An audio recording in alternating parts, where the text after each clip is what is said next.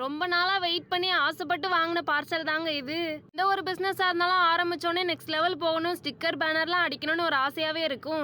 நாங்களும் ஸ்டிக்கருக்கு எல்லாமே டிசைன் பண்ணிட்டு அடிக்காமலே வச்சிருந்தோம். இங்க நல்லா அடிச்சு கொடுப்பாங்கன்னு தேடி பிடிச்சி ஒரு அக்கா கிட்ட ஹெல்ப் கேட்டு அவங்க தான் ஃபுல்லாமே அடிச்சு கொடுத்தாங்க. நம்ம டிசைன் அனுப்புனதுக்கு அப்புறம் ஒரு பிராண்டுக்குமே நேம்னு ஒன்று வச்சிருப்பாங்க. நம்மளோட பிராண்டோட நேம் SJA. பஞ்சகவ்ய விளக்குன்னு போட்டுட்டு மூலப்பொருட்கள்லாம் போட்டுட்டு எதுக்காக நம்ம உருவாக்கணும் அப்படின்றதெல்லாம் கீழே போட்டிருந்தோம். நம்மளோட கான்டாக்ட் நேம் ஊரெல்லாமே போட்டு வச்சுட்டோம். நம்மளோட ஸ்டிக்கரோட டிசைன் எப்படி இருக்கு அப்படின்னு சொல்லிட்டு மறக்காம ஒரு கமெண்ட் பண்ணிட்டு போயிருங்க. ஒரு முக்கியமான விஷயங்க, நிறைய பேருக்கு நம்மளோட பஞ்சகவ்ய விளக்கு வாங்கணும்னு தோணுது, வாங்கி வச்சிடறாங்க. ஆனா எப்படி யூஸ் பண்ணணும்னு தெரியல.